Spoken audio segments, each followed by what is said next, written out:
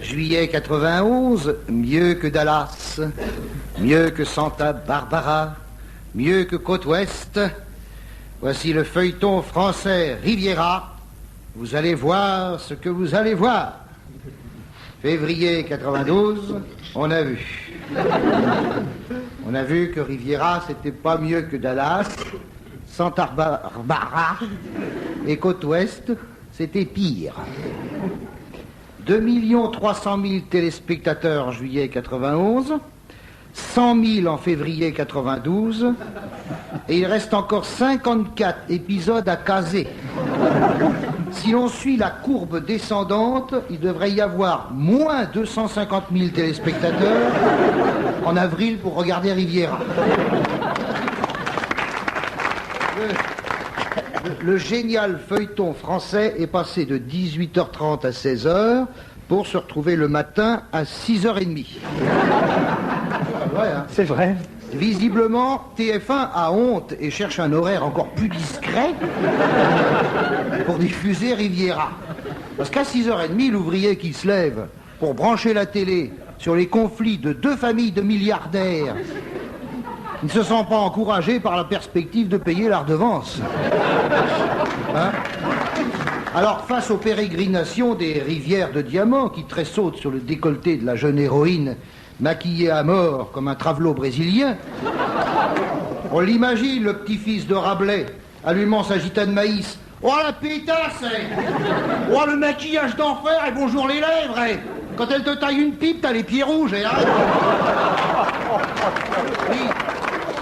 Ah, il y avait longtemps. Oui, car le langage populaire... C'est pas de moi, hein, c'est pas de moi. J'en serais incapable.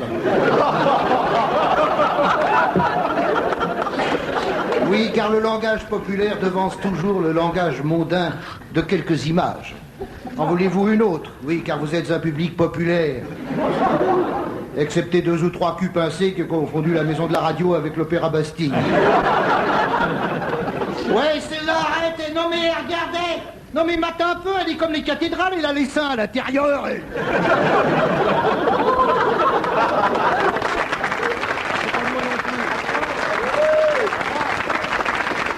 C'est pas de moi non plus. Hein.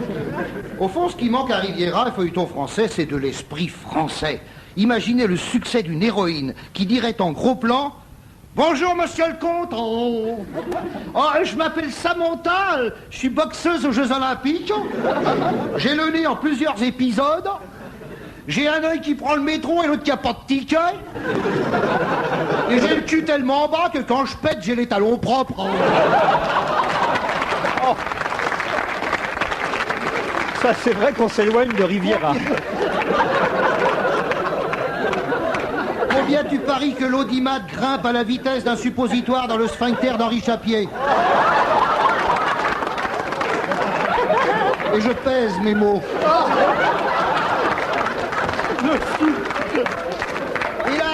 Et là, tu pourrais glisser des spots publicitaires, mais pas n'importe lesquels. Monsieur, vous êtes hydrocéphale? Achetez le rasoir Philippe, sa tête flottante. Ou encore, si ta femme elle tousse, tu lui achètes des pastilles Vahelda. Tu te les mets dans les oreilles, tu l'entendras plus tousser. Encore une, allez, on y va. Mademoiselle, vos toilettes sont bouchées, pissez dans les pages jaunes de l'annuaire, ça se verra pas.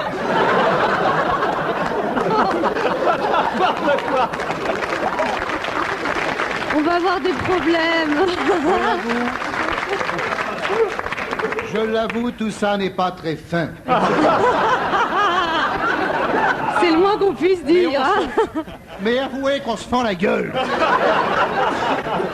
Un bon feuilleton bien gras à 6h30 et la France se lève du bon pied en se boyottant comme une folle. Et hop, tu zappes sur Jean-Claude Bourret, droit sur son siège, et sponsorisé par Vivagel. Jean-Claude Bourret qui annonce: eh bien, mesdames, messieurs, maintenant, pour sauver la 5, je vais roter.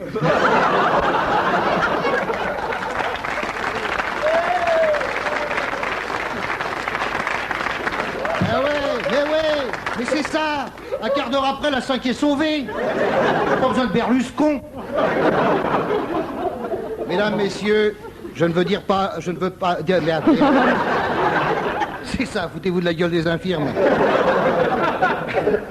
Je ne veux pas dire par là qu'il faille systématiser la grossièreté. Mais, comme disait Marguerite Yourcenar, la grossièreté peut servir à balayer les idées reçues. De ce point de vue, ne pensez-vous pas que la télévision aurait besoin d'un sérieux coup de Karcher? Patrick Fonte.